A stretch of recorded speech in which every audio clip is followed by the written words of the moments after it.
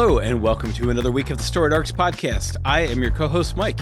And I'm your co-host, Alex. And today we are on Revival Deluxe Volume 3, which is trade paperbacks 5 and 6. And I have the wrong notes up here, but it starts in issue 24 and ends in 34? 35, close. 35. Then 35. I did that at the end of last week.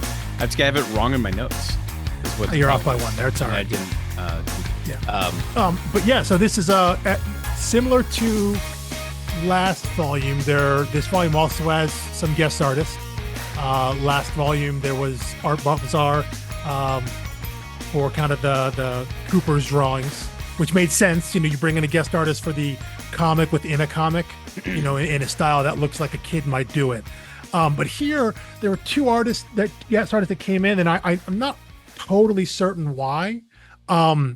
But you know, I because I know all the artists involved here, I can pick out pretty well. So the first one is Daniel Warren Johnson, who now is, you know, fairly big name guy. He's writing Transformers. He has a couple great creator-owned books where he cartoons like Murder Falcon and Extremity, Wonder Woman, Dead Earth as well, a Black Label book he did, which is awesome. Do a Power Bomb.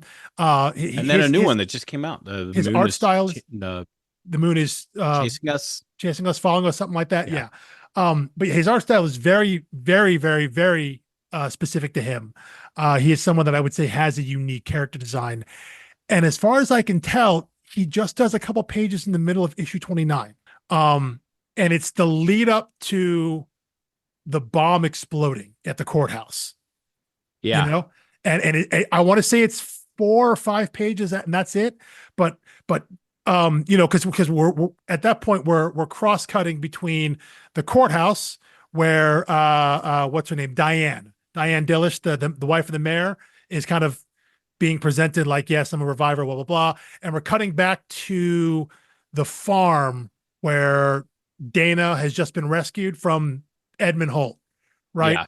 Yeah. We found out that that Ibrahim is actually like a CIA operative, and he's working with this agent. Guys, he's just killed Holt, but Dana's. Yeah, I count 3 pages. It's 3 or 4. Yeah. So it's not just the courthouse stuff. It's also those cutbacks to Dana and Ibrahim and all them, because you can see the character design is different. And, you know, the paneling gets a little shakier. And I don't know if they're doing like an intentional visual trigger to be like, you know, we're ratcheting up the tension and things are getting more out of hand. And then this bomb goes off at the courthouse, killing a whole lot of people, including the mayor. But right after that, we jump back and we're back to Mike Norton's art, you know? Yeah, so, I took it as like time slowing because all these things are happening in the same moment. And that's how I eventually came to, in terms of one reading of it. Yeah, it was just the idea that because we're building to all this tension, that things are getting more out of hand. And so, yeah, there was confusion. You know, Dan is talking about, you know, Edmund was like fake building a bomb out on a Hammond Fisher's farm there. You know, having the big, you know, the big barrels of fertilizer and stuff like that, but kind of pretending to make a bomb that you would associate with farmland when the real bomb was going off. You know, so there's confusion happening with the reader and with the characters, and I do wonder if that change in art style was meant to reflect that in the moment. I think they found a rationale for it. What I suspect is that Mike Norton was either really busy, or there's Daniel Warren Johnson's a friend, and they wanted to like slide probably work. Yeah, but like why a couple pages, I don't really know. Because then the other guest artist was Emmanuel Leso, who does all of issue 30, and what you can tell there is, you know, that's the. I think that's the jumping on for the next arc, right? Mm-hmm. If I had that correctly, because it starts with her driving the truck. Yeah, because you're reading the trades, and I'm reading the actual deluxe edition, and I believe that the break between 5 and 6 is between 29 and 30. So 30 it's Blaine heavy, and he looks a little different. Yeah, well, and the number one thing you can tell when you look at the character art is that Leso's art in issue 30 Look at the way he does shadows on people's faces, like under the chin and the side of the face and things like that. He does it with pencils, with like cross hatching, which is a very kind of 80s 90s way of drawing. You see that in someone like Johnny Muta Jr. Kind of the stuff that maybe a lot of the image guys back in the day did, versus when you see what Mike Norton's kind of general art is that the lines are very clean, and shadowing and all that is done through coloring and whatnot. It's not done through cross hashing on the pencils. So Emilio Leso does that in his artwork, which is why you can tell it looks a little bit different. His lines are a little bit sharper. They're a little more harsh, a little more angular. And again, I'm going to assume that was maybe just Mike Norton needed a break, as to why you have one guest issue. There's no thematic reason why that issue needs to be, like a different artist. Right. You're not trying to represent anything specific. I don't think, because No, you're yeah, right. No, I'm with you on that. And I will say I did appreciate one nuance that he brought to it is he brought a little more detailing to the soul character. Granted, it's also a closer up in frame. They've kind of been walking around in the background where you kind of get the silhouette of them. Here, that page where it starts with saying the farm, Marathon City, 5:10 a.m. You get really extreme detail on the soul thing's face. And then 2 pages later, you get at the bottom of the page the face that goes with that soul, and it looks identical. That's the character nice we find out. tease. Is Jesse Blackdeer. Yes. He was the unknown assailant that keeps leaving the farm, the detention facility. You're right. There is some intention there that you then assume that is his soul. That's his spirit right there. It's at least it's at least in hindsight, it's very easy to go pick that apart and say oh yeah, clearly that, because they look similar. Granted, when the guy died while being incinerated, or was revived while being incinerated, he's going to look like a lot of ghosts, ghouls, and phantoms. He's just got kind of that look about him anyway. Yeah.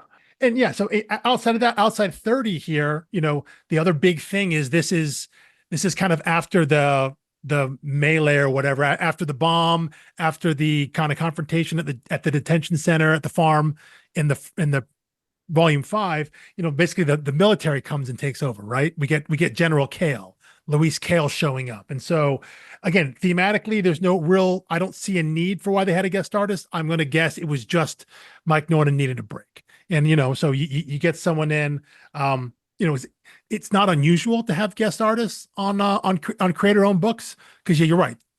All these people are friends, maybe there's something they want to accomplish. Usually there's something story-wise, something visually they want to say by having a different artist come in.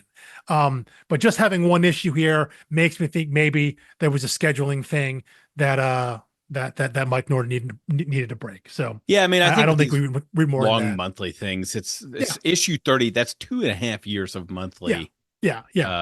Grind, and it's pretty intricate art. I mean, it's and this is a why lot of character design, and this is why a book like Saga, which is Brian K. Vaughan and Fiona Staples, why they take these long breaks is because they made the decision they do not want to have any fill-in artists. And Fiona Staples is kind of slow as anyway, which understandable when you see the stuff, when you see the work, but they decided that they don't want any fill-in. They want to make sure it's the same creative team for the entire story.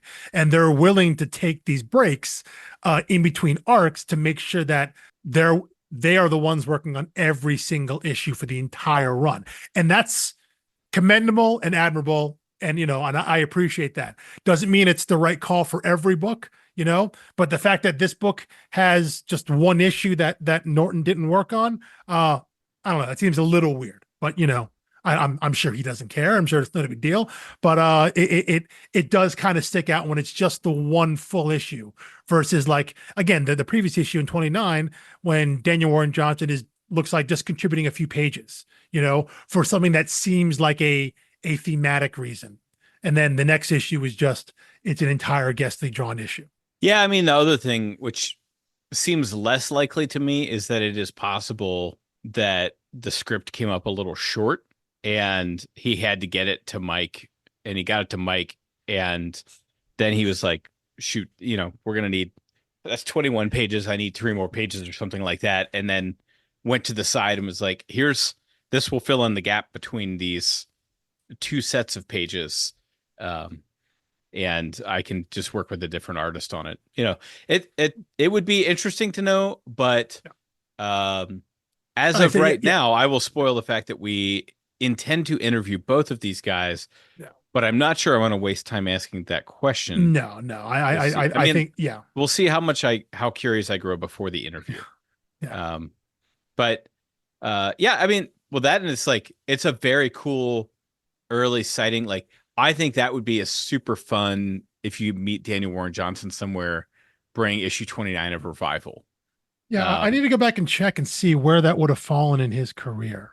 Maybe I'll. Oh yeah, because I guess issue 29, you're into 2014, 2015 by then, probably. Mm-hmm, Um, mm-hmm. okay, well, then he may have been pretty well established, but yeah, I was thinking Daniel Warren Johnson 2012. That doesn't. Yeah, he had already done Ghost Fleet at that point, which is an early work for him. Yeah. He hadn't done any of his real big works, the ones he's known for. Like Extremity, I think, was really one of his first really big ones. That was 2017.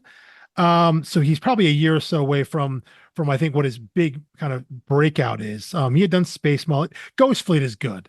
But I think that's kind of a lesser known there.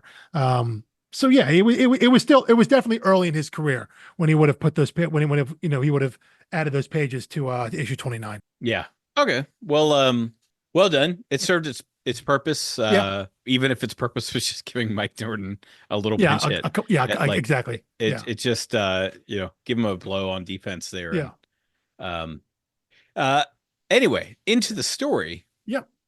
I think immediately in this one you're hit with the escalating, like the sense of escalation from the revival, because it's seemingly innocent scene, and you have that kind of reviver deer jump out of the water. Yeah. And then you've got another issue later, you've got the frogs jumping out. Mm-hmm. And then, toward the end of volume 5, you got all the fish. Yeah. And you're like, oh, this, like, whatever this is, it's not contained. And what happens to Professor Weimer, the fact that he was not a reviver, but being in that water was temporarily, it was like, okay, so this is not contained. It's not under control. Yeah. It's not like, oh, it was just this set of people, and what are you going to do about it?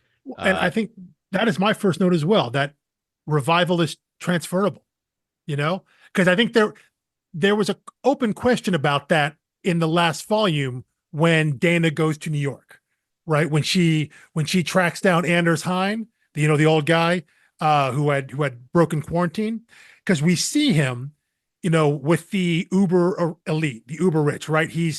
They're paying him so they can eat parts of his body because they think that doing so will give them immortality, right? That they'll become revivers. But because he was poisoning himself and then all those people die, we never actually see if it's true or not, So we know the thought is there that maybe it's transferable. But there's no confirmation. But you're right. We get that very much here. That opening scene of them trying to do like a baptism in the river, which we know these people are being snuck in through the tunnel that Edmund Holt kind of helped spearhead. So yeah, the idea that the whatever this is transferable. The scope of it is growing, which for the first half of the story we didn't believe was possible, and now the idea that someone could become a reviver if they die in a specific way, like you mentioned, Aaron Weimer did. Because even however, but his was clearly like he didn't become a reviver; he temporarily got the power of reviver when he was in water. Yes, and then but when he comes out, how he doesn't just die. When he actually dies, he burns away too in the water. Which is how revivers the dying die. had started. Yeah, Above water. It was like he didn't become a full on reviver, because the first moment when you think, oh my gosh, he's still alive, he must have been a reviver all along. The first thought you're thinking, or at least that I did, was like, oh, that means this baby is a double reviver baby. Yeah. Which is all sorts of complication. But, all those questions about, like, is the baby dead like me? Which is a weird question to write for a character. Yes. Only in this story would that question make any Does sense. that make, yeah, but it makes total sense in context. Yes. But there's also this recurring connection to water. And this might be one that I want to talk to Tim about, because, whether it is like there's constantly people, entering the water, there's people playing in water, there's deer emerging from the water, fish emerging from the water, fish emerging from the water. You can kill the green monsters, by drowning them in the water. Yep. Like incorporeal souls, by strangling them and dragging them in the water. Lots of religious imagery. In the ancient world, water symbolized chaos, and it symbolized death. And like, literally that's what it's supposed to symbolize in a Christian baptism, is that you're dying to yourself and you're dead.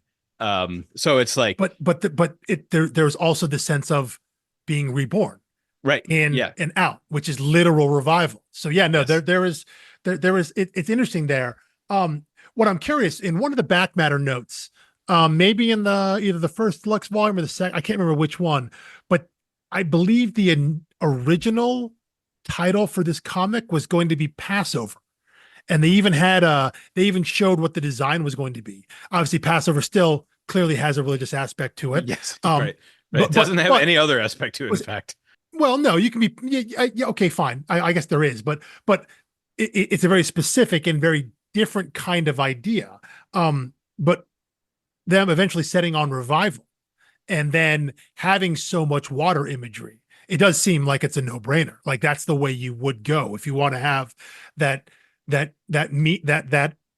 title that's got 3, 4, like 5 levels of meaning to it. Because you're right, there is a ton of water there, and we see that both from a thematic as we read it, as we see the imagery, but also like acutely specific to the story, like everything that we find out more about Aaron Weimer. Right, even though he's now actually dead after he burns away, we see more of his history. Right, he has that book of poetry. What is it called? The Banks of the Broken Creek. We see that in a couple places.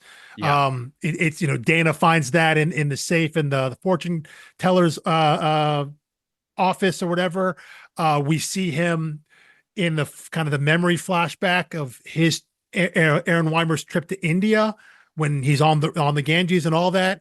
And so we see he has much more specific ties to this whole idea. And all of it seems to involve in some way the river that flows through the town, through Wausau, and then you're right. We as the reader are getting all these other extra contextual bits of water and death and rebirth and all of that. So it's working on a number of levels with that. Yeah, well, that, and I think had they called it rebirth or resurrection, something like that, it would be misleading. Like, it would suggest that this is like, well, it would suggest that how people are interpreting it, which is that people are thinking like, oh, they are born to never die again, or they're like a new type of being. And every time you hear from one of these people, that is not the message they are saying. And that's, as soon as you said those two titles, the first thing I thought of, resurrection gives the context that you've come back like for a purpose, basically, that like you're important. Or 2.0. Right? Yeah. I mean, it's and I was like, going to say, like rebirth, Neo in the Matrix. Rebirth specifically to implies coming back as something new. Yes. Yeah. And so like for DC me, Universe Rebirth. Yeah. It's specifically new, and it's a different version of the same thing, but it is different version. But you're right. Revival just means like waking resuscitation. up. Yeah. It's like, which is that. That's what they're trying to say. We give you a pulse again, but yes. Yeah. It's no, it really is kind of a perfect title. And I think there's something about it that you get the gist of the story just through that. And it said it works on any level you want to break it down on, you know? Right. I mean, it works on the religious stuff Mhm. happening within the story. Yep. Yeah. So it's very meta, fourth wall, yet very in plain sight as well. It's Exactly. just a Yeah. Yeah. perfect title. Yeah. It's literal and it's also like metatextual as well. Right. So yeah. Whereas like, yeah, I can't think of a more aptly named comic that we've read. Uh, like maybe The Unwritten, but that's like not a familiar word to people. Yeah. Like, it Yeah. makes sense when you're reading it. You're like, oh I yeah, mean, this is I The mean, Unwritten. Whereas like Saga is just a catch-all term. yeah. Yeah. It works, but Yeah. there's no like double, triple meaning, whatever. By the way, before we learned Jesse's name, I just kept referring to him as like off-brand Deadpool. Constantly in a state of dying. Yeah, yeah, Kind of it's looks like totally wrinkled, yeah, scarred features, all that. Yeah, kind of looks yeah, like yeah, Wade Wilson. yeah, yeah, Um, yeah. but I think here's the thing that Tim Seeley is doing every time is like that guy was in, in the previous 10 issues, he showed up, he uh found out, he attended his daughter's funeral. That Hmm. wasn't this trade, right? That was last week's. No, that was Uh in this. that was in That's this. yeah. That's in. I think that's in the But he was first half snooping of it. around a little bit prior to these Hmm. issues. Yeah, And I was like, yeah, I don't care about him.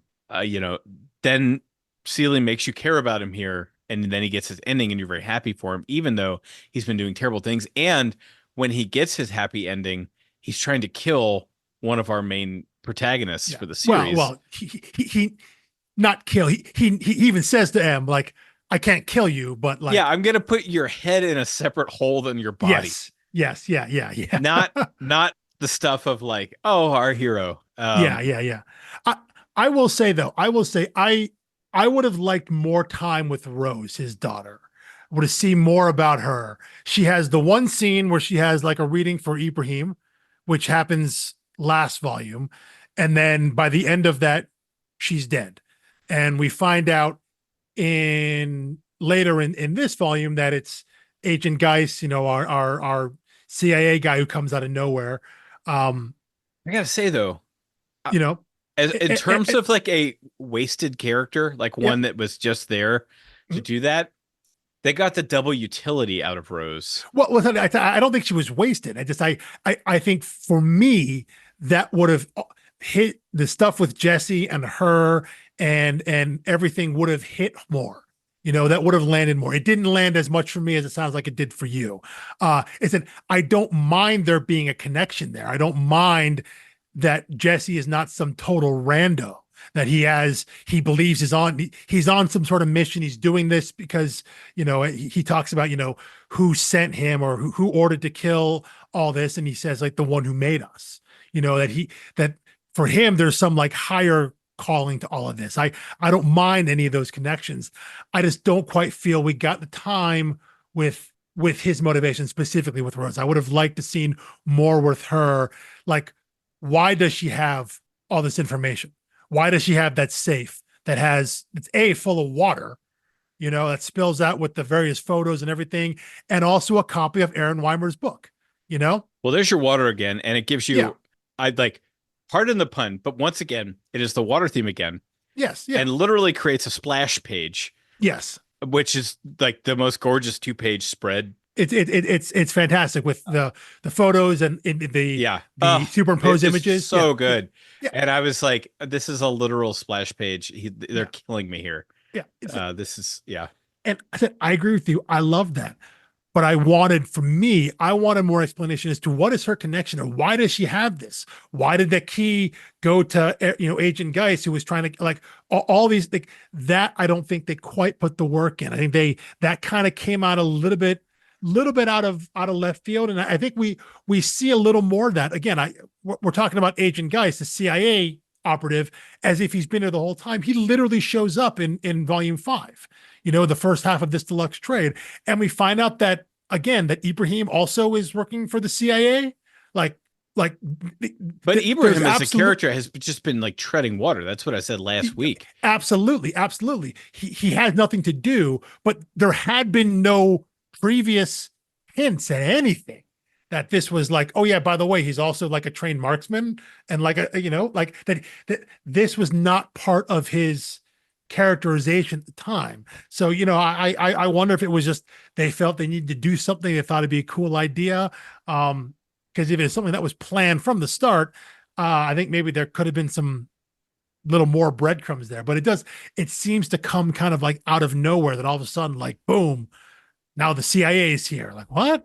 And Yeah, I again, kind of suspect they had that mapped from the beginning, like this is Ibrahim's secret identity, but they were like didn't know when to deploy it, and they're like, I mean, maybe. we're 2.5 years in now. We just got to rip this bandit off so we Yeah. can start having him do CIA stuff.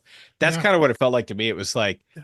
we've mapped out so much stuff. We just have to start dumping these plot points. Well, and I guess, yeah. So I guess my criticism here is not the what. Like, I don't care that It's the how, see, yeah. yeah. For me, it's the mechanics, it's the how.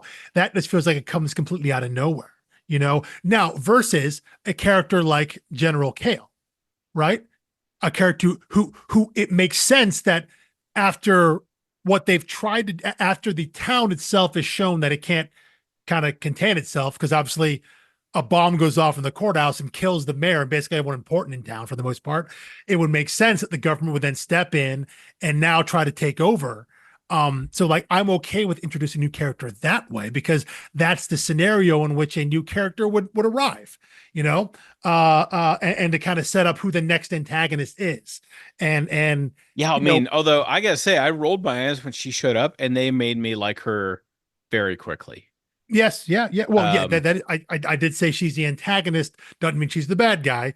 right, She's no, very, but she is running the internment camp, and there's very which, few yes, ways to be the good guy doing that. this is very true. This is very true.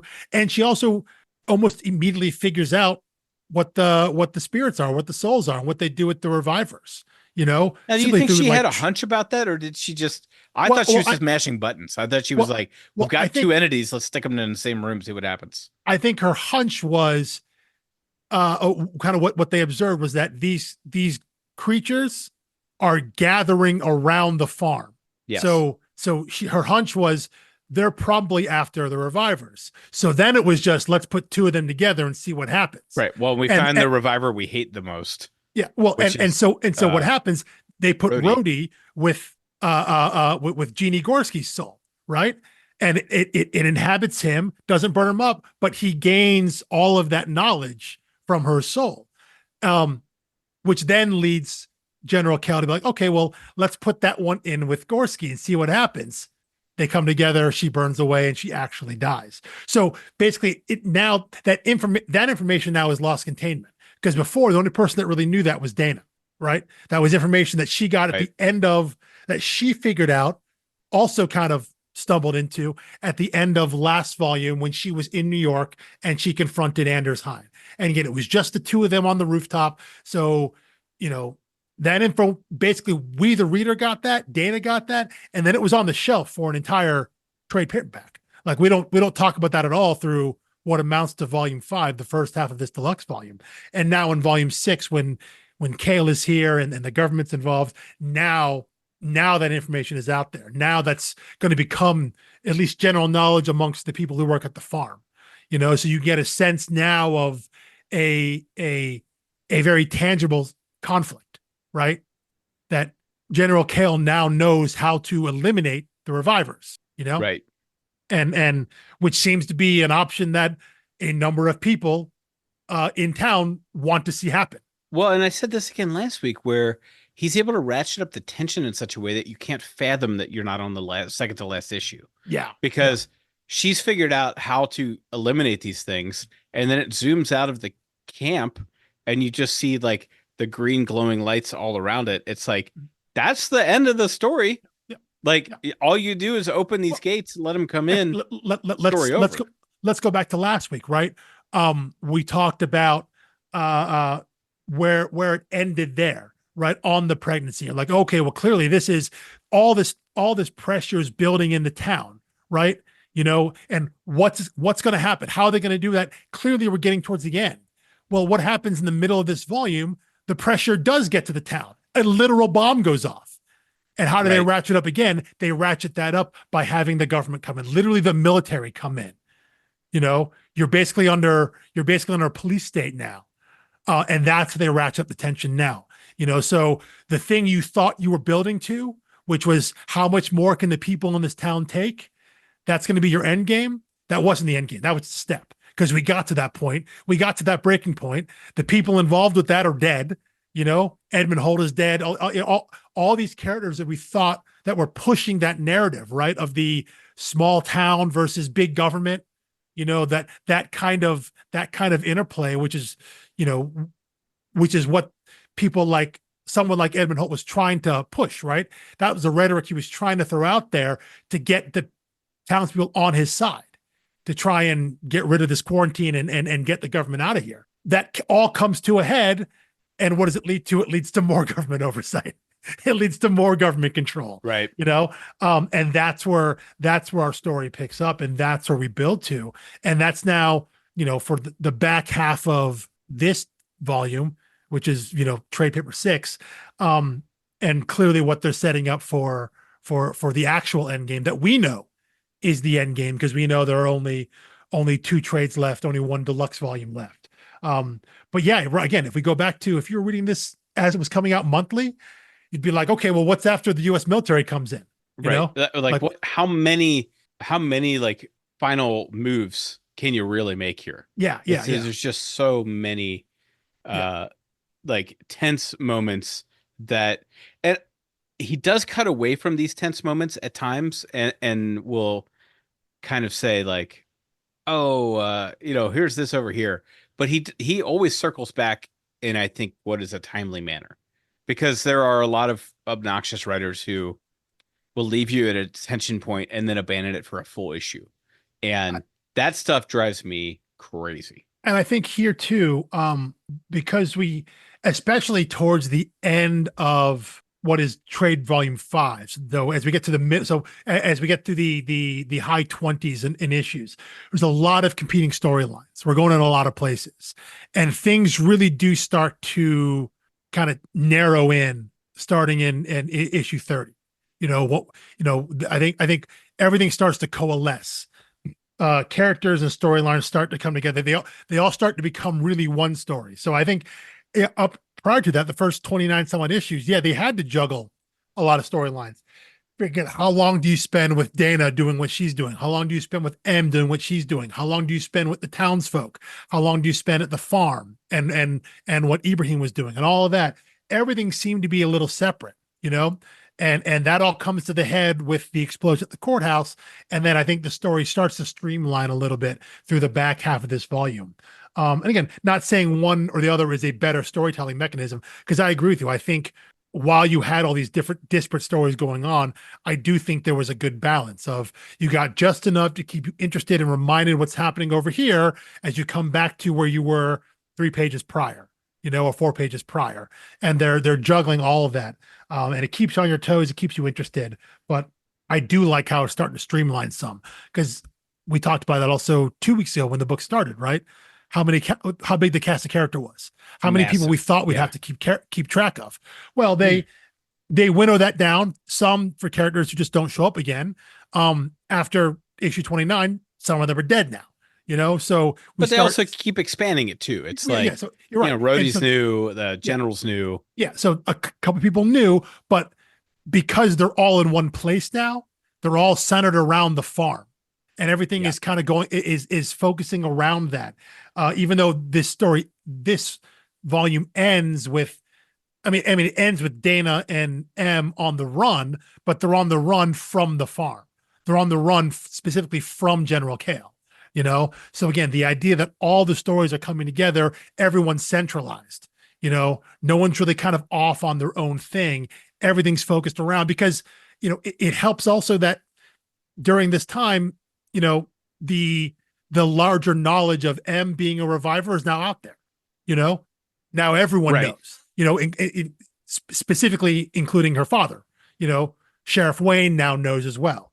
And so that brings M now into the larger story. It's not just her on a side quest, either with Dana or with May and Blaine and all them, that brings everyone under one overall story. And so I think it helps, especially knowing that we're coming to the end, right? Knowing that we're getting to the end, there's 2 volumes left.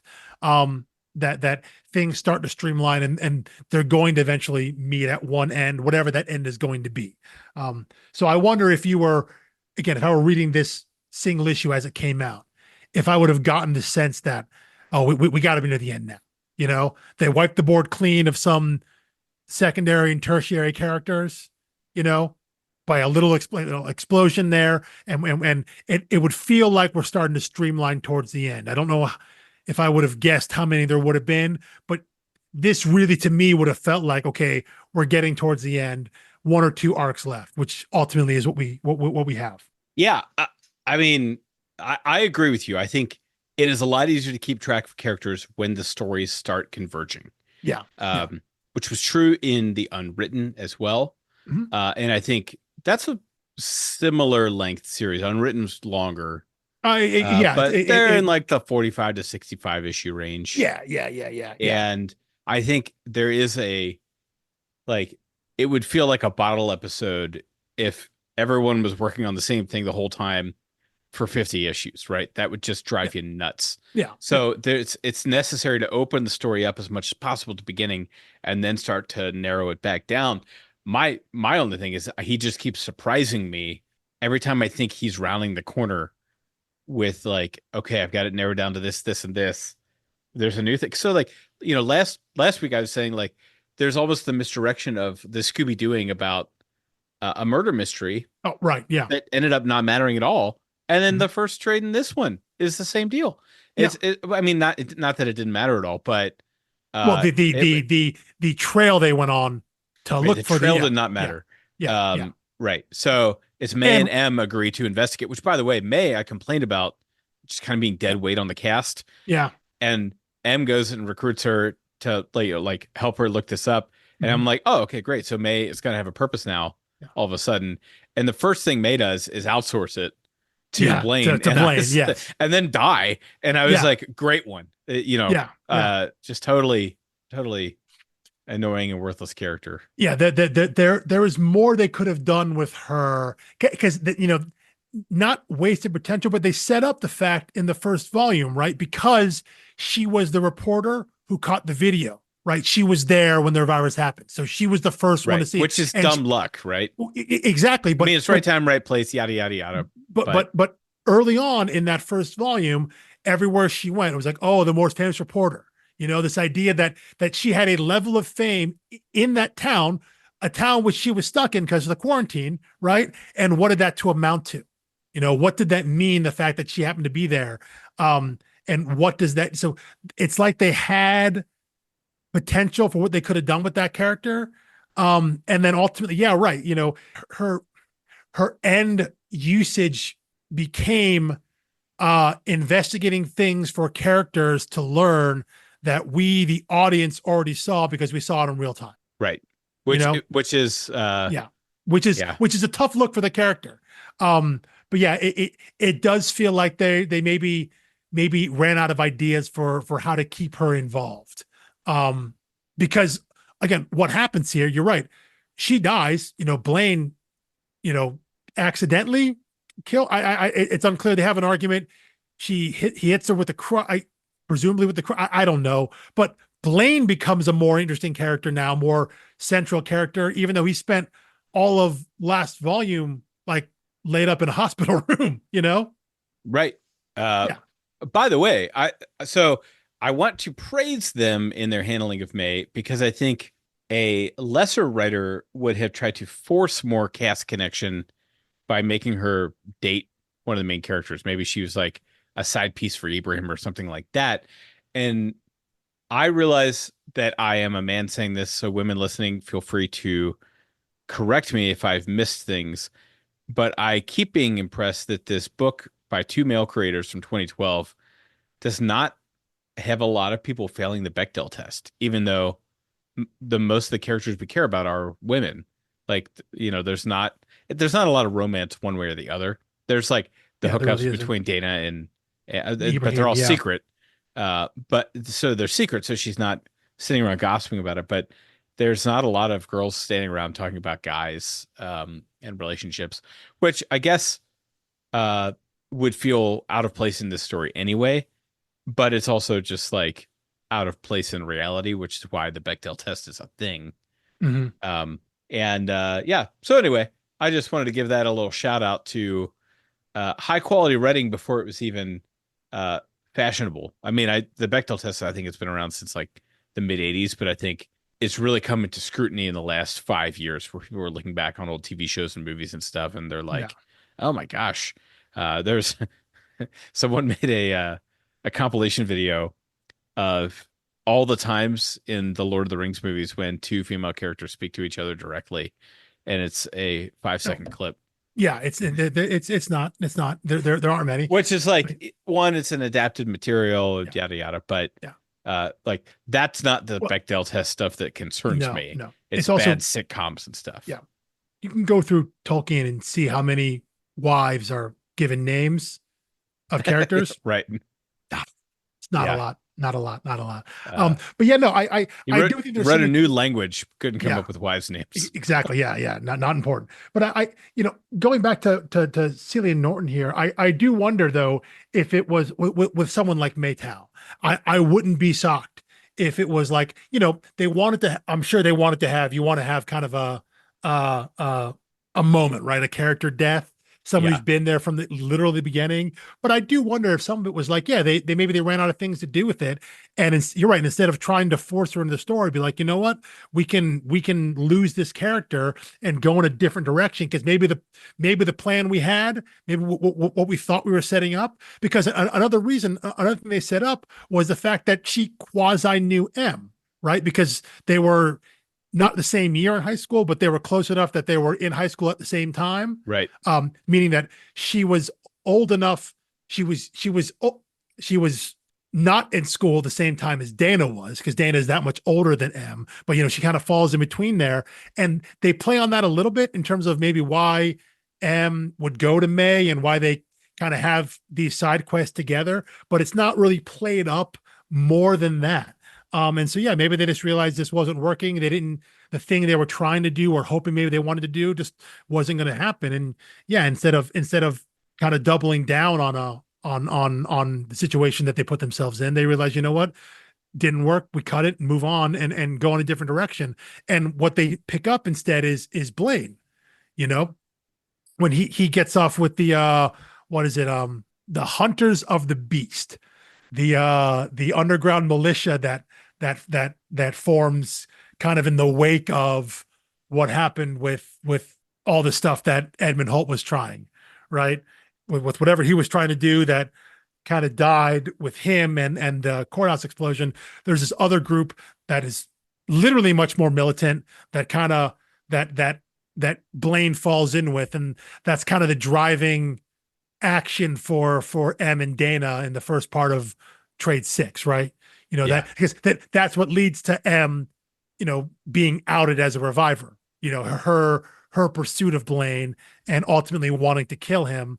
And kind of through that, we get some other things though. Through that, guys, we get kind of the backstory between.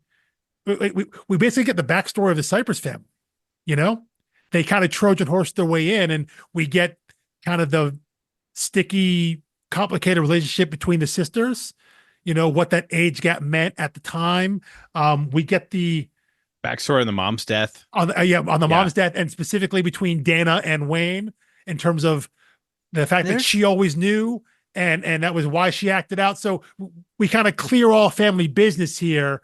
And it sets them up basically for Dana to come rescue M, and for them to go on the run, because they kind of move past whatever childhood BS maybe they that was still in between all of them. How would you describe that color wash for the historical thing? I mean, Oh yeah. to me, it I don't reminded know. me of Lee Lowridge's work in The Good Asian.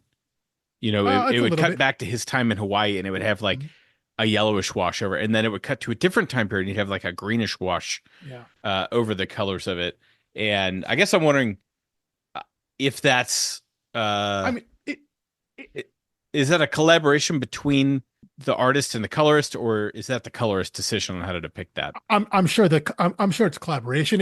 It's like throwing a filter on a camera, different time and place.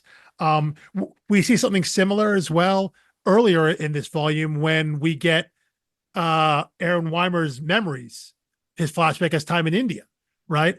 All those scenes have this kind of filter wash over them, and I don't know. I think we all just have that coded in our brain as being flashback.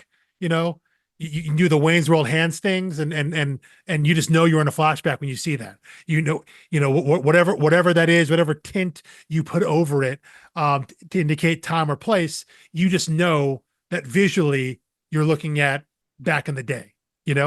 It's just, I think it's a simple, straightforward visual trick to let the reader know, in case there's any confusion, that this is not happening in real time. This is a flashback. So yeah, I think that's just a decision that as an industry comic books made in terms of this, how we're telling these stories. Yeah. I've got to see my notes here. I've gone so out of order because I'm following more storylines than issue to issue. Yeah, same. But I mean, is there anything more to say about Ibrahim? I think not really yet. I mean, I feel bad for the guy. Not yet. Because he's being extorted into his role. Yes. I think he genuinely feels affection for Dana. I don't think that's part of the CIA act or anything like that. I don't think it was either. I don't think and he is actually a doctor. So the those parts of him, of the character, are real. He just, oh yeah, by the way, he worked for the CIA because his brother was an actual convicted terrorist, I guess. That seemed like I couldn't tell if they were making fun of him or if that actually happened, if he was a shoe bomber.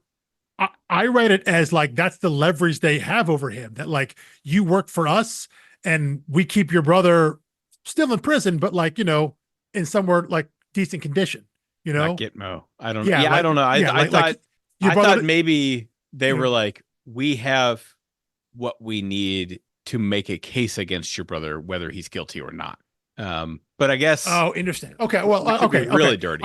I read it. Well, see, I read it as his brother is in prison because Agent Geis also makes the jab about keeping his brother's wife comfortable, which we find out is the woman that he's calling back in Atlanta. Yeah. The one he's talking to about what he's seen, and it's one of our. What you're saying is the only way that can make sense. Yeah. So, okay. But again, we don't know what else it's got. All that's led to is him saving Dana and killing Edmund Holt right now. And I guess being involved in what happens when Dana and M confront Blaine and the Hunters of the Beast, right? Because eventually, Agent Geis is shot and does die because I guess they say he has cancer or whatever. But yeah, so we get a little. We don't get any more into him, but we're still left with Ibrahim being he's still out there and he's still lied about being a CIA operative. And so yeah, we don't know what's going to happen with him yet. He's still an unknown in terms of what's the end goal of that supposed to be. We got the reveal this time. That we no hints before. We got the reveal. This is who he is. Now, what does that mean going forward? Does it just mean that he can handle himself with a gun? I don't know. What does that mean? Does this only end in a shootout? With the military now in tow, you feel like that's a possibility, right? It's on the table that this just ends with the Rio Bravo kind of thing, right? So is he just that you have a guy who can handle himself with a gun now, or does him specifically being in the CIA or having ties to the CIA, does that have any further ramifications down the line for what this story ends up being? And you're right, it's unknown right now. We just haven't gotten enough time with this version of Ibrahim. Yeah. But he's become an interesting character all of a sudden, even though we still don't get his POV very much. It's we don't know what he's thinking. Just little cutscenes. Yeah. So I thought it was interesting that this mayor has been relatively spineless about putting the people in camps and stuff like that when he knows his Yeah. wife is a reviver. Yep. I guess that's just kind of classic politician. And then he Yep. dies immediately after we find that out. So there's no reflecting on it or anything like that. Yeah. He's out. He's out. He's off the board right away. I think the last big character we need to talk about is Blaine, but Yeah. I mean, uh, I just hate everything about this dude. yeah, he's pretty much the worst. He's pretty much He the is worst. not sympathetic at all. No. He is to keep our saga comparison going, he's kind of the Will, where it's just like without No, but I like the the charming Will. lying cat. Yeah, I like the Will is at least like he's important to the story, but like, Well, I mean, this guy's become very important now. I He's guess like he the has. main. He's the main target for everyone. That is true. I guess now he is. Yeah, the idea that because of whatever he's seen, like especially what he saw at the grist mill with with M coming out of the water and all that stuff. Well, and they try to make you feel sorry for him with his backstory a little bit. Don't feel any sympathy for that. Yeah, It's like I will say terrible. Though, Sorry to hear that. Doesn't let you get away with any of this stuff. Kind of piggybacking a little off of not Blaine as a character, but that scene specifically, when after the three of them find Aaron in the well and he dies and all that stuff, there's a couple things. Number one, I mean, like, were the frogs too on the nose? Like the guy who's like quoting scripture and all that stuff, who thinks he is like John Constantine and all that, having the frogs come in, was that too much there? Was question one. And question two, one thing we didn't talk about with the reviver fish and all that is that when Aaron burns up, when he actually as a reviver, when he burns up and dies, all the fish burn up and die too, which is like, to me, that's very like vampire coded. When you see that in kind of current day fiction, the idea that if you kill like the main vampire, the original vampire, everyone that vampire is bitten dies too. Like they're all tied to him. That's an idea. I don't know if you ever read The Passage by Justin Cronin, which I think we've mentioned before. And that's it's on my list. Yeah. And there's a show, we've talked about. There was a show which I didn't watch. I have no idea if it was good or not. I didn't watch it at all. But it was on Fox for a little while. But the Passage was a really, really cool book. It has vampiric aspects, and this idea, kind of that idea of the connectivity of the vampires and who they bite and things like that plays a part in the overall story. And so I thought about that when we had the way that the reviver animals seem to work, and why it mattered in that case that like all those fish burned up when Aaron Weimer burned up and went back into the well. I don't know what that means or if it's supposed to mean anything there. But it does lead to Blaine having this like full existential breakdown, that he felt that he thought he was saving the world, but now he believes he was tricked and he was actually serving the beast. And now he runs off and is, now trying to work specifically against M. He thinks M is like the Antichrist and all that. And really, yeah, you're right. He just really is the worst, but he is the person everyone's after. And even though he gets away ultimately end here, he is part of the reason that all these characters start coming together, right? Dana, Ibrahim, yeah. Guest, M, General Cole, they've got a common enemy. Yes, everyone starts coming together in terms of, because everyone's looking for this militia group, and Blaine is a part of that, and everyone's trying to find him because they're trying to contain him. What he knows, what he thinks he knows, what he says he knows, doesn't really matter to General Kale, right? They just want to find him and shut him up. M wants to find him because she wants to kill him. She said he would. Dana wants to find M to stop him from killing him. Agent Geist wants to find Blaine so no one killed him. Right. Everyone has these competing agendas around him as a character. Well, to be clear, Geist wants him to question him and then probably kill him. That is true. But yes, he wants him alive because he was like, didn't want him to die. I don't care what moment. His interpretation of things are, but I do want to know what he saw, because he clearly saw something. And I thought that was a really good character moment for Geist. And he was well, that is a terrifying line to cut away from a scene when the CIA guy says, all these people worried about drones in the sky. Sometimes they're right. Yeah. Like, that's not what I want to hear from that guy. It's like, wait, hold on a second. Let's back up a little. Back up a little. That'd be like saying that sometimes you hear birds aren't real. Yeah. Sometimes those guys are right. And it's like, what? No. Like, I have more questions. I have more yeah. questions. Um, so anyway, the Geist character is cool though. Like I do think Yeah, for a guy who kind of got shoehorned in very late and then dies, I think he's given a lot to do. There's a lot he on his moved a lot of plate in a pieces. short Yeah. time. Yeah, yeah. Um, So, which is why I would have loved to have seen him if he were like a backgroundish character earlier on. You know, if he was like slowly worked his way in, as opposed to kind of feeling like he appeared out of nowhere. When we when the implication is he's been here the whole time.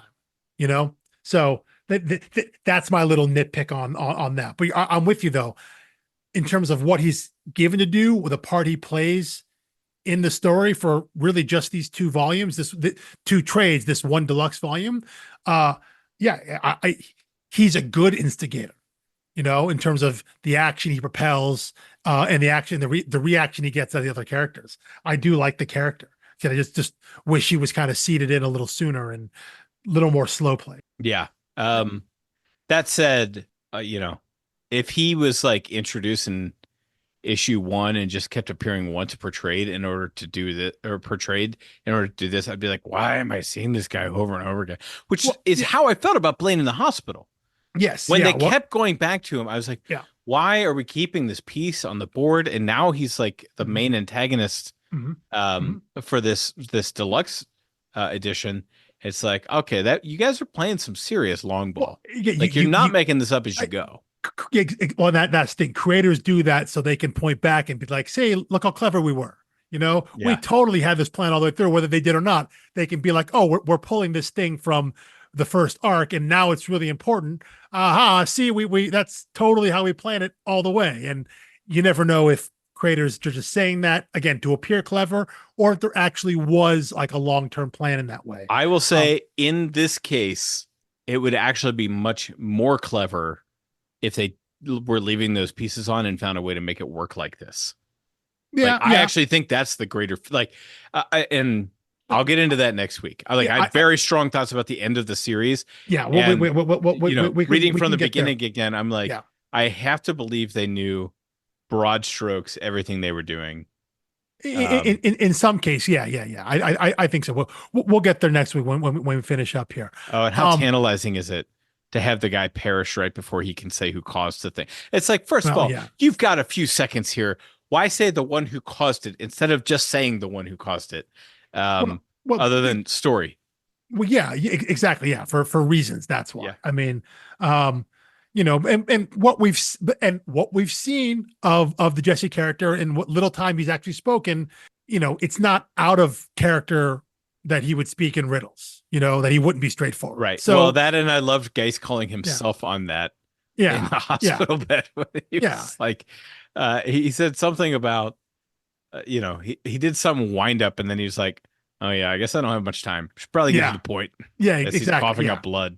Yeah. So they're self-aware on that. So yeah, it is just reasons as to why Jesse doesn't spit it out there before he dies. But yeah, that's it.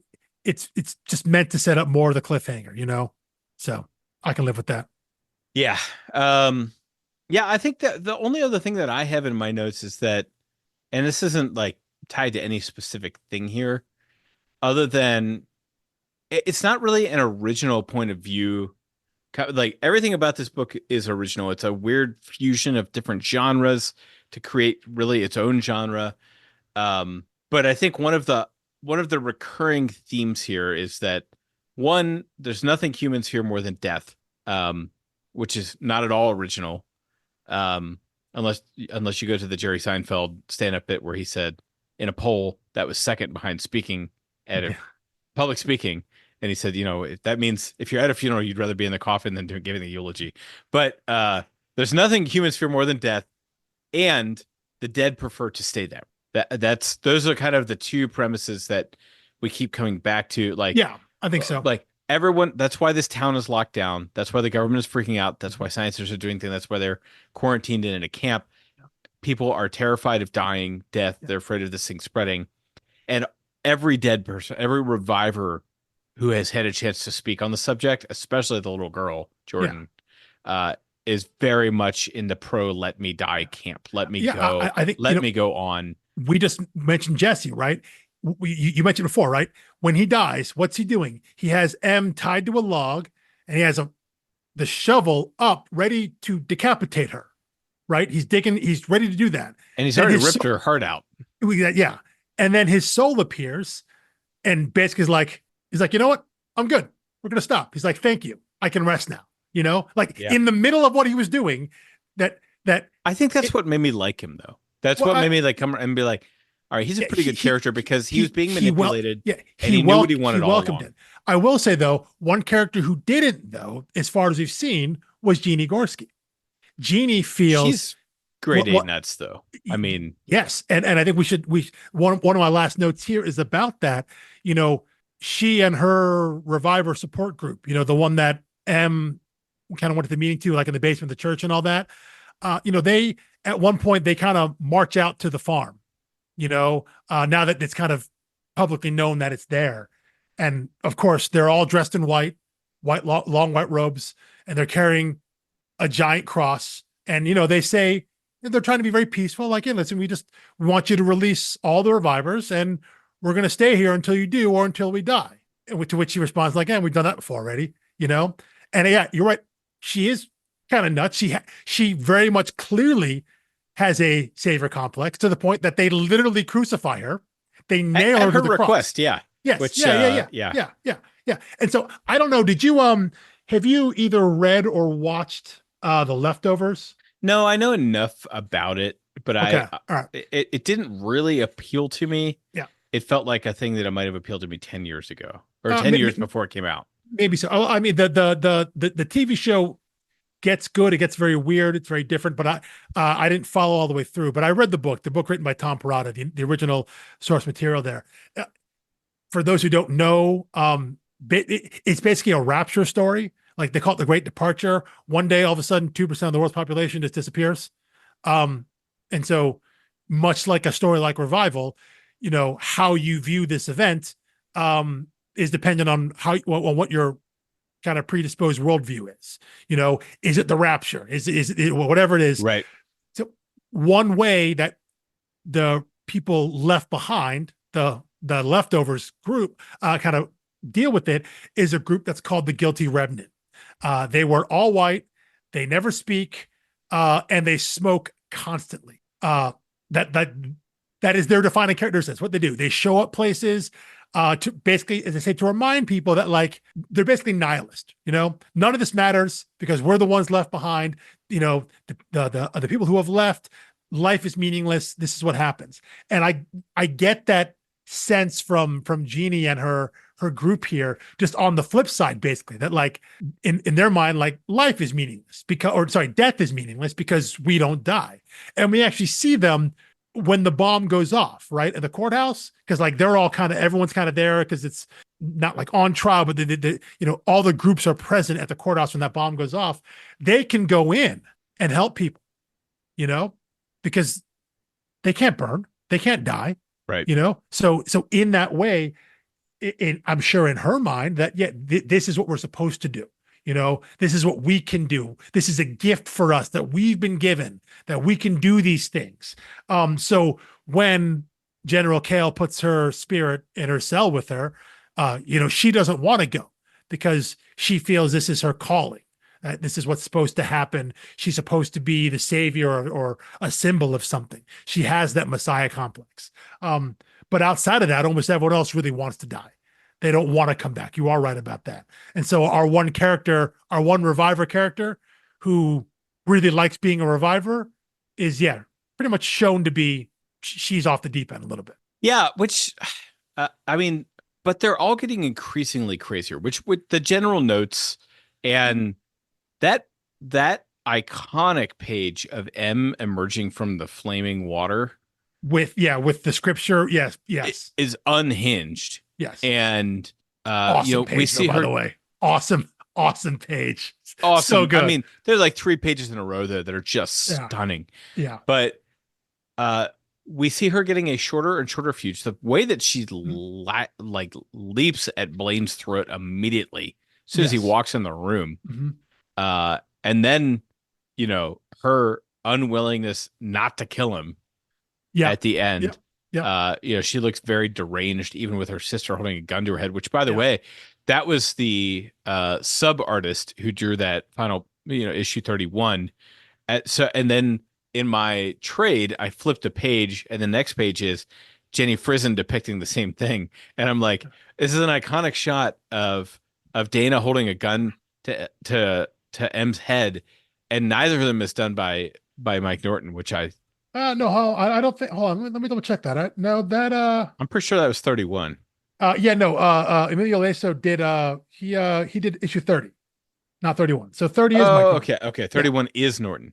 yeah, 31 is Norton. Yeah, yeah, Okay, good. Well, yes, yeah. so yeah, he did 30. Oh, was that at the end of? Wait a minute, hold on, I let me think it's double at the check end that. of 31. It is the end of it is the end of 31. Yeah, yeah, and that is Mike Norton's art. Yes, Okay. yeah, Okay. Well, good. Because yeah, when you told me that before, I was like, that's really messed up. That such an iconic shot. And it is really fun to just scroll back. I've got it digitally open right now, and yeah, just to same. scroll Yeah, back and forth hmm between that and the Frison take on it. hmm Very different emotions on M's face. and Dana's too. Yeah, Yeah. you know, That's true. Yeah. I would say in both cases, in the final page of issue 31, the way that Norton has drawn it, it is anger and rage on both sisters' faces. And on the cover for 32 that Jenny Frison draws, there is a melancholy resignation on both faces.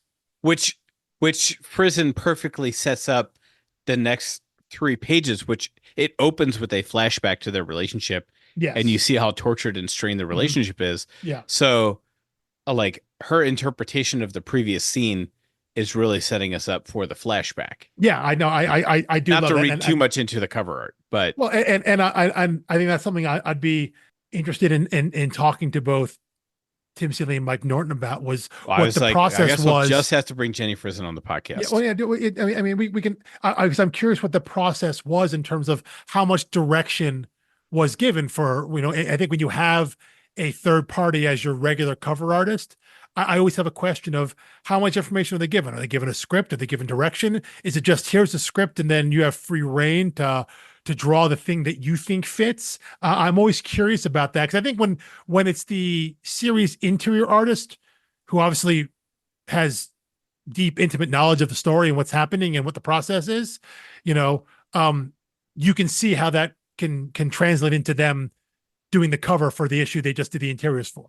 But when it's someone else, when it's a third party who comes in and who is the regular artist, someone who is doing all the covers for the most part that Jenny did, I'm curious what that process is, and I'd be very very interested to talk to Tim and Mike about that. And yeah, maybe one day we can talk to Jenny Frison herself. That'd be awesome. But yeah, I do love. I'm super glad that they included the covers in general, because sometimes with trades and collections, they put the covers like in a gallery in the back or something. They Right. don't put them where they would be placed in between issues. I like having that there. I like seeing that it is having the visual break to remember that this is where the chapter/issue ends. I like having that, but I like having them interspersed because that's how you would have seen it when you read it. First thing you see is going to be the cover, and you get into the issue. I don't like having them just collected in the back as a cover gallery. So I'm glad they made the choice to put that art there, because to me that it signals to me that they think it's important, that they think it's critical to the story, Right. that you see these images as interstitials in between the chapters that are the issue breaks. So I like seeing that, and I like that they recognize that as well. Yeah, well, and I mean, there's even a little bit of in the trades at the beginning of each trade, it does not say cover art by Jenny Frison. It says chapter art Yes, by yes, Jenny yes. Frison, which I think uh, it, It that is type of specific. thing, I like that distinction. Mhm. I do think this is where a lot of lay comic readers, which I guess I am as well, but this is where a lot of comic readers use that sloppy distinction between graphic novel and trade paperback.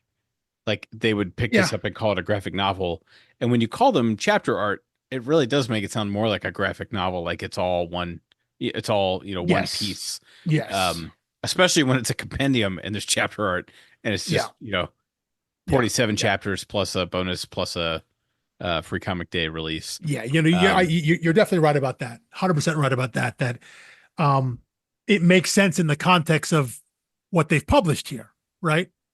That issues become chapters, but that isn't how it was originally published or intended. That's just the end result they have now.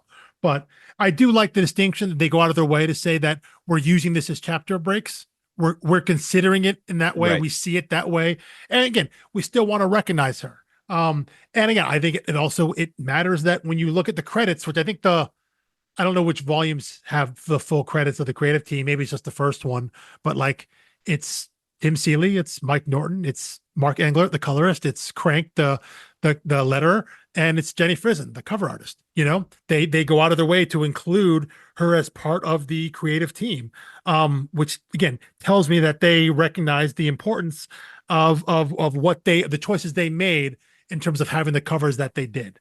So it's cool. I always like seeing that if you ever want to ever need to be reminded about what comic creators think of the end product and who's responsible for what. And when you talk about this being so and so's book, you know, or and things of that nature, the way that the creatives think about it is always different than the way that readers and media and press think about it. You know, they see it and truly understand what a collaborative effort it is. And I think I try to make an effort to recognize that and see that, but it can be difficult. But to know that the people in it doing it, that Right. the people making it know and go out of their way to recognize everyone involved in the process. That I like seeing that. It's more of a reminder to me that I need to make that same kind of effort when talking about these books and talking about their creation and trying to properly attribute who did what to whom, you know, figure out what parts go to where, who's responsible for the whole, because the whole is a thing that we love. The comic, the end product is Right. what we celebrate. Yeah, I felt bad, even as you say that. I think I've referred several times to praising Mike Norton, when the colors look really good on a page, which is actually Mark Englert. Yeah. Mhm. Englert, Angler, I think. Englert. Angler. Yeah. Yeah, I think that's what I'm going with. That being said, the colors without the lines would be nothing. Yeah. But I need to shout out Mark as much as I can. And again, lettering by Crank. There are times when books, try to get cutesy with fonts or, handwritten letters and things like that, and it becomes cumbersome to the reading process. That is never an issue with his work here. Yeah. I mean, think this pretty is much they just have people talking and they have the souls talking. occasionally know? there's like newspapers. There'll be like, Yeah. And like, headlines, journals, yeah. As I said, poetry. the journal entry to start the book. Yeah. There's little um, things here and there, but they don't go out of their way. Oh, and I guess in the you're map. right there. There's the one when M gets taken to the attention to the farm, that issue is narrated in a journal style. So, but there it's the same font. It's just, I think maybe it's italicized and it's Right. red and on But yellow. it's one of those things where another letterer might have said like, "Oh, I'm going to make sure this looks like it's, hurriedly written by a journalist Mhm. who's writing on a stenographer's pad Yeah. or read it all in stenographer's shorthand or something crazy like that." It's like you really don't need to get crazy with this. You just need to guide the reader. Yeah. And I lettering think they just, choices make a big deal with that, as you pointed out back yeah, in Descender. yeah. Shape of boxes, color Mhm. of text, Mhm. all of that stuff contributes subconsciously to the reading experience, Yeah. and you And don't notice it unless it's bad. and I think all they did here was they make it red because Kale uses a red pen. So the text font is red to the idea, but yeah, they don't go out of their way to make it look like it's handwritten. Like they don't like put the lines like it's she's writing on paper, like a legal pad or whatnot, which some comics do that and it works to perfection, especially if that's part of the story and part of the construction of the whole book. Here, just being a one-off issue of Kale's notes, you don't need to go out of the way and do that, but just having it be in red, having it stand out, and then of course ending that issue with the fact that M stole the pen so she could Right. then like put the Joker-esque scars on the smile, on her face, so that that's the red pen, and we're making this connection here. There's the blood, there's the red ink, there's the red thread. There's a motif happening there. Yeah, well, at that point, not even very subtle, but Yes. yeah, it's there. Um, so anyway, great call out to the rest of the cast, because I think when we get to next week's episode, we will be diving straight in with story and Yeah. wrapping and Yeah. retrospect on the entire series. Mm-hmm. So make sure we call out all the creators here, and yeah, and I think we've said in every episode so far that the colors are just surprising choices right and left.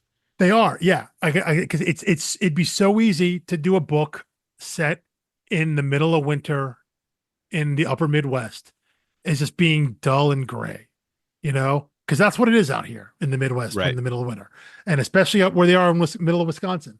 And so to be able to make choices with outfits, with scenery, with everything to make it not feel dull, to not go the route of have everything be washed out, you know, everything just be like oversaturated or whatever it is, and be very bland and very uniform.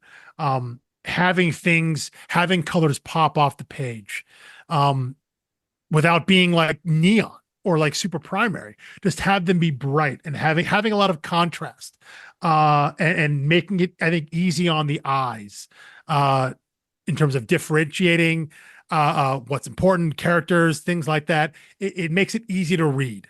And so I think it's something that I really appreciate about this book. When you have a book like this, that is essentially a horror book, that is a book, Right. as we talked about, it's all about tension, right? It's all about escalating and making things basically worse and worse and worse, right? It can feel unrelenting, and it can become harder to read, by, I think, having the color palette that they chose, whatever they decided on, however they came to it, whether that's them kind of working together, whether it was a decision that Mark Englert made and everyone ran with it, but having a color palette that's inviting and comfortable on the eyes, it makes it easier to read. It makes it easier to go back through. It's not harsh. There's not a lot of strain that comes on your eyes. And that's one of those things that I think, again, I don't think people think about, because sometimes books want that. Sometimes you look at a book and you want it to be that way. I'm thinking about a book in the horror genre, like, books by Jeff Lemire and Andrea Sorrentino. Yeah. Andrea Sorrentino has, harsh is a word I would use to describe his artwork in a non-pejorative way. It is meant to be difficult. It's meant to be hard to look at. And when he does a book that's in the horror genre, like Gideon Falls, or the books he did that they did on the part of the Bone Orchard mythos, they are hard to look at, and that's the vibe they're going for. That's what they want. That's the reading experience they want you to have, which is not for everybody, and it's not something that maybe I go back to very often. Like, I don't know if I've gone back and reread Gideon Falls, even though I think it's a really cool story. Not one I'm flipping through just on my own, because reading that book and looking at that book takes a toll on you. That's not the choice they make here. I did which think I like. of Gideon Falls while reading this, because I wondered if anyone would be offended by the depiction of crucifixion in here. And then the more I thought about it, I was like, I just really don't see how they could. There's clearly a crazy person. And that's not an exclusive to that religion. That was a common method of execution. Yeah. So I was like, I don't see how. The one in Gideon Falls, I do think was offensive, right at the end of the, like, issue 5, whatever the end of the first story arc was. Because I think that was actually meant to be Christ. It was a version of Christ versus dropping the F-bomb. Yeah. Versus someone versus, now again, I didn't find that offensive because I don't care about that kind of thing. But no, I didn't either. I was. But I guess I can understand why someone might find that offensive. Whether or not I agree with them is a different story, but I could see where someone's coming from. Here, yeah, you're talking about a crazy person who has already been established has a messiah complex. Like that, she is a character. Jeannie Gorski is one of those background characters that's seated just enough that when you see her do this kind of ultimate act of ridiculousness, you're like, that tracks, because you see her, she's trying to save M. Right, she runs a support group. They're working at the warehouse, trying to identify all, the human trafficking, the body parts, and all that. we we see her and what her mindset is. So when we get to this end, well, not the end, but that kind of the ultimate moment there of her on the cross, it's not like, wow, she just went crazy. You're like, oh no, no, no, she's been that way the whole time. Oh And yeah, no, she's and been yeah, sticking her hand over a flame. She's like clearly yes, got a weird fetish for pain. yeah, yeah, yeah. So that's an example, I think, of a tertiary character, really, that's given just enough featuring. So when she becomes really important in that little moment there, when the group's outside the farm, all of it makes sense. All the dots line up into a very obvious straight line into this is what this person would act like, and this is not out of character for them, versus someone like Ibrahim, who we're just seeing as a doctor who is trying to work on an investigation, who is feeling lost working at the farm, and now all of a sudden is a CIA agent, you know? Right. So like that tonal shift, that character reveal is much harder on me versus for a more main character versus a clearly second, third tier character like Jeannie Gorski is, and that makes perfect sense. Yeah. Man, you really had the rug pulled out from under you on that Ibrahim reveal. Well, I mean, I can remember reading it first, being like, "Wait, what?"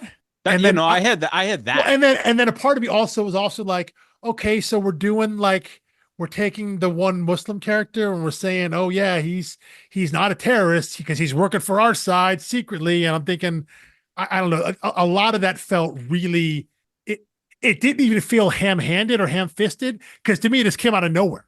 It's like all Right. of a No, sudden, boom, it it's felt just a there. little bit like the end of the Community episode on the conspiracy theories, where they all just kept faking their deaths, and it was Yeah. just like in on it, and the dean was in on it, and Jeff was like, Dean, like it's not a conspiracy if you just say yes to everything everyone tells you. Now you're just doing random crap, Yeah. and yeah, it felt It's it felt a little bit like that. I think if they were guilty of it on more than one front in 30, 40 issues, mhm. then I would be like, I kind of felt random. Since they seem so calculated about every other move, Yeah. Yeah. I figure like Yeah. So everyone else I has been assume it was a seated. reading error Yeah. on my Yeah. part. I mean, even the mayor's wife, another again, obviously clearly important. She blows up the courthouse. She sews a bob into her chest. Um, every time we've seen her, we've seen what she's like, taking the pills, slicing her neck with the garden shears and all that. We know she is trying to end this.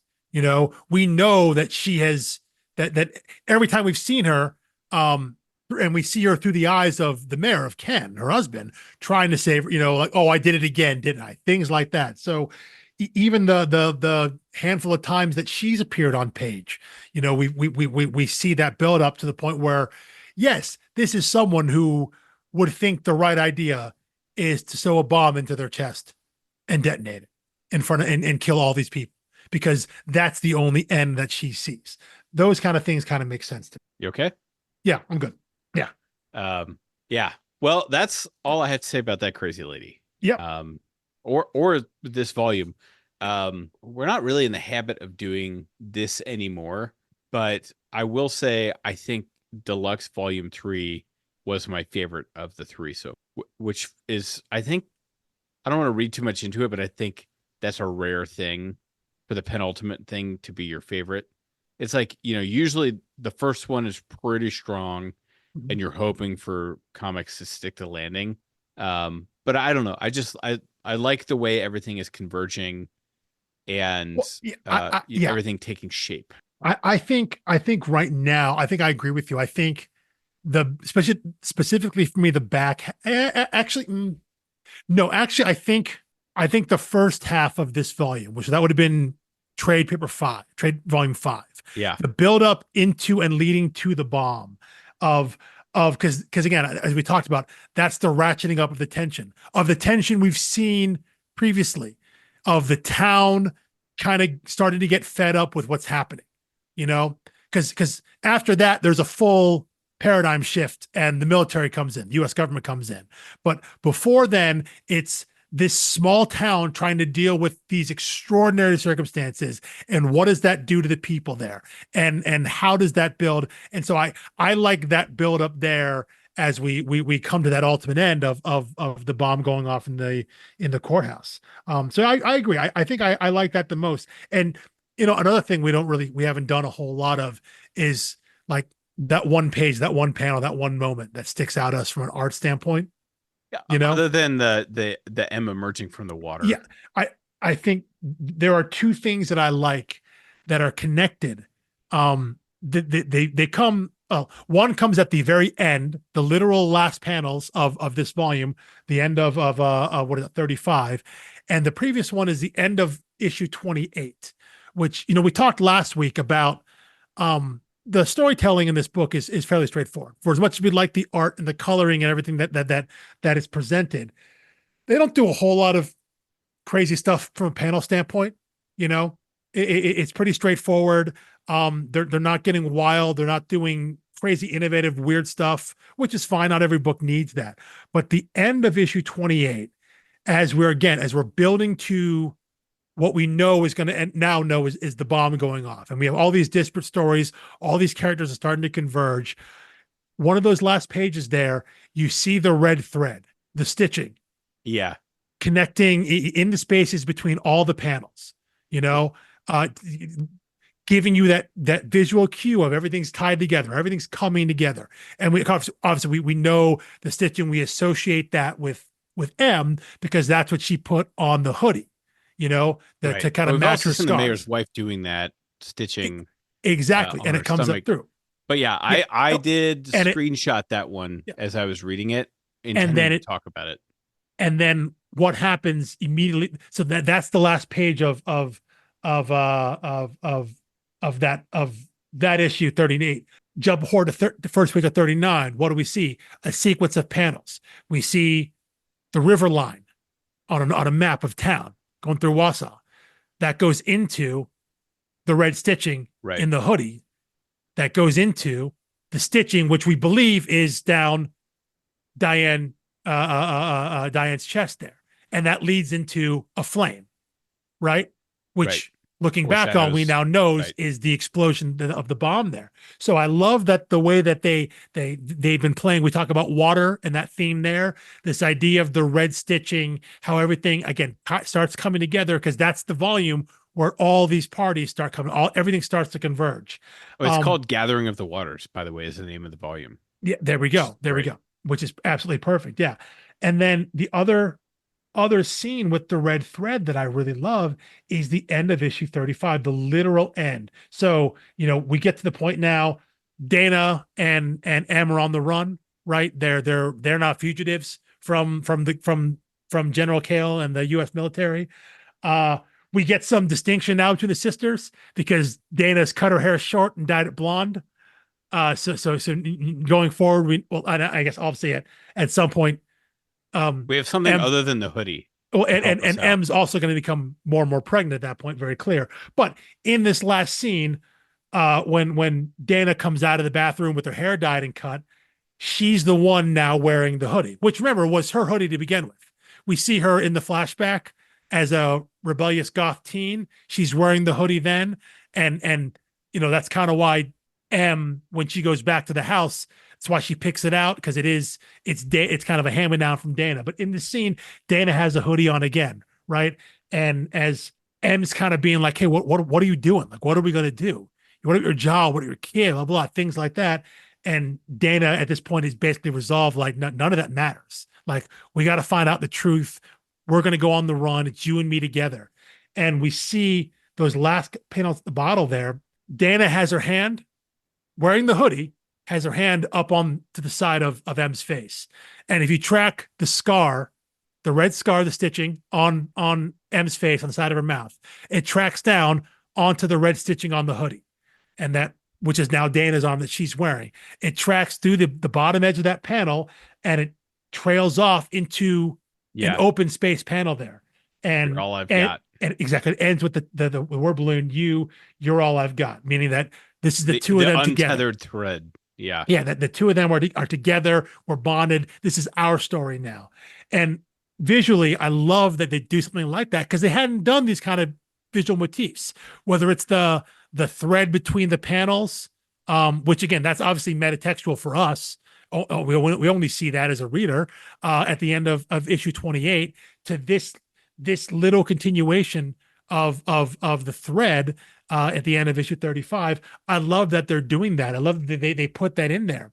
And I don't know if this was included now in the trade paperbacks, but in the deluxe edition, right after this, is the script, Tim Seeley's script for issue 35, which is all the panel breakdowns and directions, things like that. And there are maybe a couple early draft layouts from Mike Norton and all that. But what I like about having this included is that when you get to the end of that issue, in terms of what the panels are, the description of the thread being followed from the side of M's mouth onto the arm, Dana's arm on the hoodie, off the panel into an empty space. That's all written in the script, meaning that was intention. This is what we want to have. This is what I'm thinking, what I'm seeing it. And then Mike Norton is able to then take that and put it out perfectly. And so you get the exact feeling and sense that it's meant to have. But I love the idea that they decided to actively put that in there. Yeah. Of comic writer is basically writer/director. Yeah. Yeah. And I mean, and I think some writers are more Spartan in their writing. And so, yeah. But like, I'm just remembering, like, you and I wanted to attribute like a lot of fun Easter eggs to Liana Kangas. Right. In Know Your Station. On Know Your Station. Liana busted out the script and started reading, and Sarah Gailey had written every poster, every knickknack, every little thing in the room. Exacting detail, and that's exactly what Liana Kangas drew in this scene. I could not believe that a writer would pay that much attention, because you're trying to like tell a story and you're writing dialogue and you got all this other stuff to do, and to just pause and celebrate, like, here's one room we're just going to walk through. We're not calling attention. None of it is like plot Easter eggs. It's just all subtext to tell you what kind of people are on the ship. So yeah, I mean, that's the kind of writing where I think you kind of geek out that because it's just so next level. Yeah. Well, yes, which is why I love that they included the script for issue 35 here, to see that, yes, that visual flair, everything about that is full intention from the start. That this is exactly how we want to leave readers at the end. At this point, at the end of this issue, which was the end of the arc for them, which they knew was the end of a trade and all that. So this is how we want to leave readers, as we set up to what becomes, heading up into what we know is the final act. But this idea that it's now becomes like a fugitive story. Sisters are on the run. It's them against the U.S. military, the government, or whatnot. But the idea that this is how we want to leave our readers. This is the visual cue, the feeling we want to leave them. The idea that they put that together and executed that well. I said I love stuff like that, and I like that they did it in this book here in this issue when they hadn't been doing a lot of that. Most of the art stuff, you're right, is the big splash page or the half splash, something like that. Just a big flex for Mike Norton and Mark Engler. But this idea of putting these small motifs in, the idea of the red thread, the stitching that connects the characters, connects the stories, connects the literal panels, the idea of putting that in there. I love stuff like that. Yeah, well, and I have meant to say this several times. Tim Seeley, very good at the cliffhanger. I'll get through kind of a dense issue and I'm like, okay, like 2 pages left. Then, I'll go do something else. And then you read the 2 pages and it's like, nope, going straight to the next one. Especially ending story arcs, trades, that right there, leaving that thread as the last. It's and the panel's not, that one panel is not boxed in, right? It's open. Exactly. It's a 6-panel grid. 3 long vertical panels on top, 3 long vertical panels kind of on the bottom, but that last one is empty space. There is no panel there. It's just, it trails off. The idea that, that we're going off into the unknown. Now we're on our own. The idea that we're setting up with these two being on the run, and what that entails, I think is really cool. And it takes this book into a different another genre. You talked about it earlier, how this book is so many genres. At its core, there is this supernatural horror element to it, right? The idea that the dead have come back to life. Whatever state that is, there's always some level of horror there. There's always some level of supernatural. We know that. But really, the first volume, the first deluxe volume we talked about, you know, in a lot of ways was just kind of a police procedural, you know, here these cases, you know, keep dragging back to it a little bit, but it gets further and further from that every time. It does. But to start out with, those first two volumes was really like, oh, the revivers are back. We need people to deal with incidents that happen with them. And that's really how the book starts out. There's some undertones of other things going on there, but early on, a lot of the story is just something happened. Dana goes there with her partner, investigate, close the case, move the next one, things like that. That's really how kind of the overall genre of what we saw early on. Last week in volume, Deluxe Volume 2, trades 3 and 4, it becomes much more of a kind of a mystery investigation, right? Whether, you know, we're finding out more about the supernatural. We're finding out, we're trying to dig into what happened to M, what her history is. We're digging into, we get more history with Aaron, you know, which is obviously connected to M, but he's also connected to the revivers in general. So it becomes more of a specific detective story as opposed to the earlier, more general police procedural. Here in volume 3, there's a lot more action, obviously. We get the confrontation between the cops and the feds outside the gate at the farm. We get the showdown of Edmund Holt and Dana and Ibrahim and Agent Geis and all that. We get the little explosion, the bomb, the military comes. We you know, the confrontation in the woods with the hunters of the beast and all that. There's much more action there, but it's a little more self-contained. And it's like now we're moving into this kind of a road show at the end, right? With our two characters on the run. You know, it's a fugitive story now. It's a manhunt story. And yeah, it's like these different genres that get grafted onto, again, what is ostensibly a supernatural horror book. Yeah. I am very excited to talk to Mike and Tim about, and if you notice on the individual trades, by the way, after the first or second one, it starts saying a rural noir by Tim Seeley and Mike Norton. So clearly that's a term they coined. You know, maybe they had an editor, an image that suggested it, but they clearly leaned into it and embraced it. And we're like, yeah, that's exactly what a rural noir.